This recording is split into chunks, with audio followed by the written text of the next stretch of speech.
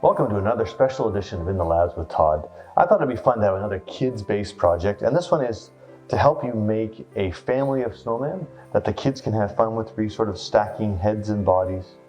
Now this is a neat little project, and originally I was going to start out with already cut stock and then just slice it into cubes. But in the end I decided to use a big old piece of oak and actually cut these out one at a time. Anyway, I'd like to show you how I did that, so let's go right into the software. Let's have a look at the files I provided with this project. We're going to open an existing file. If you navigate over to your folder where these are installed, you'll find a Snowman Family blocks.crv file. You open this up, and this will work in VCarve Desktop or VCarve Pro or Aspire. Make sure you read and understand these notes before you start, and we're going to click OK. Now we'll quickly take a look at the layers that we have here. So if we look at our layers manager here, you'll see that we have 4 different layers set up. There's the blocks, there's the pocket, there's the faces, and then there's the bodies. Now I'll go over quickly what these are all about. Now because my material is the right thickness for the larger blocks, I wanted to be sure that I pocketed down so that these smaller blocks would be the proper thickness and would actually be cubes. So that's why I have this vector here. This is the area that I'm going to pocket down. Now these faces, I just hand drew in here what I thought would look kind of nice for a dad and a mom and a son and a daughter. But you can go ahead and change these to be whatever you would like. If you only have 3 in your family, maybe you want to make one of these larger cubes be maybe a pet, or maybe even you might want to let the cat out of the bag with maybe a special new little one that might be arriving over the holiday season or maybe early in the new year. That would be kind of fun. And that's pretty simple to do. All you need to do is just draw those and then recalculate your toolpaths. So let's have a quick look at our toolpaths. Now, when we do this, I want to point out something, that when I set up the spacing of these blocks, I made sure that the spacing between these small blocks was 1/4 inch, and that's the diameter of my finishing tool, or of my tool that I'm going to use to cut these out with. And same with the spacing between the larger blocks is exactly the same. And what I did was I drew one block and I used the tool here in the modeling tab called Array Copy. And you'll see here that I used a gap, and it was 1/4 inch gap between these boxes.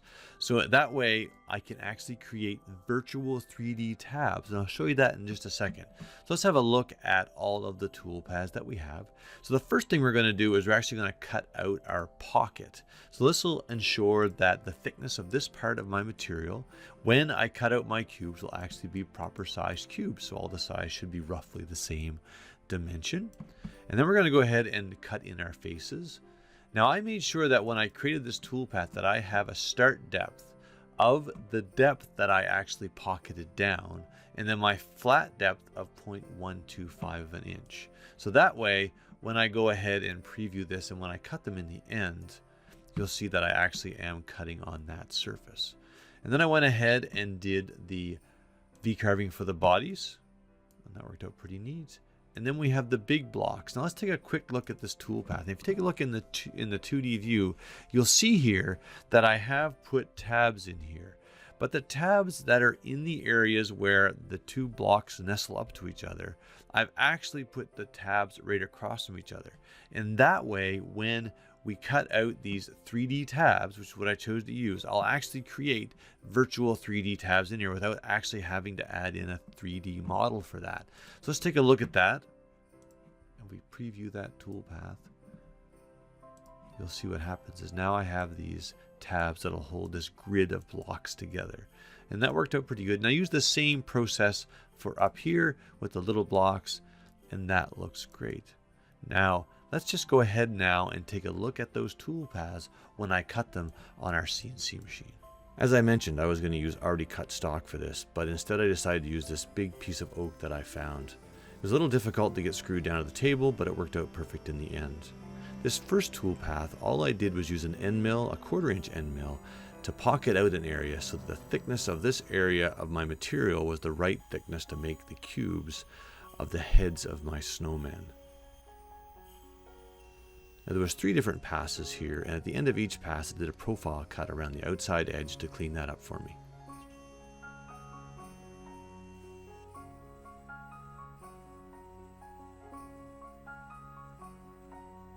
Once this was all done, I swapped out the end mill and put in my V-bit. and then went ahead and cut the faces of the snowman first. These turned out really nice in the end. I was really happy with how they look.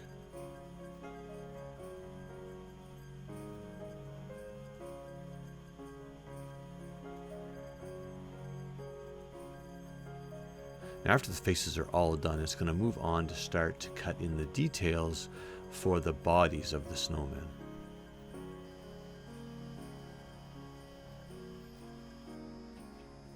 This is where it's important that your material is really flat, so these details that we're cutting into the surface of our material are going to be nice and consistent.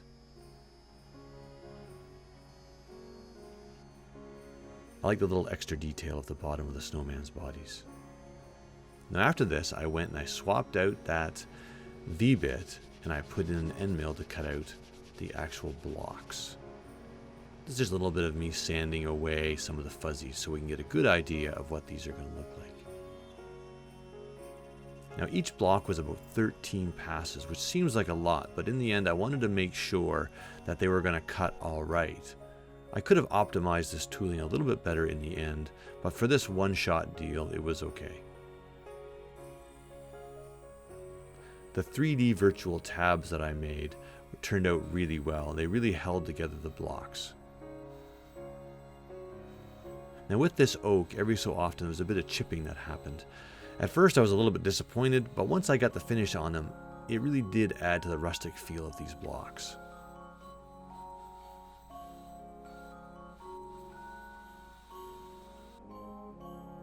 They're looking pretty fun, aren't they? Took some time to cut them out.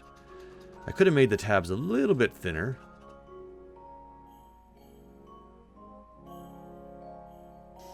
And then I used our trusty belt sander and got rid of those tabs. This took a little bit of time because I wanted to make sure the surfaces were nice and flat so that they would stack up pretty evenly.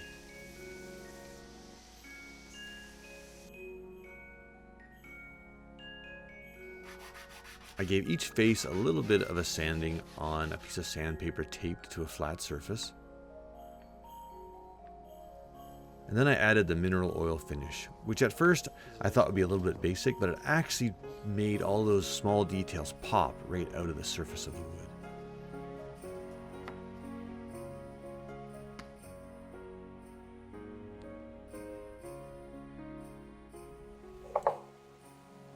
I hope you enjoyed watching that as much as I did making these. As you saw in the video, I just used a very basic mineral oil finish. I think it'd be a lot of fun if you cut these and gave them to a group of kids to paint up and make them their own. If you liked that video, please give it a thumbs up. If you haven't subscribed to our channel yet, please do. And if you want to make these, then log into your V&Co account and download the free file and go ahead and cut that yourself. And if you do, make sure you post it socially and tag us in those posts so we can see what you do. Anyway, I hope you have a Merry Christmas and hope you have a lot of fun with your little snowman family.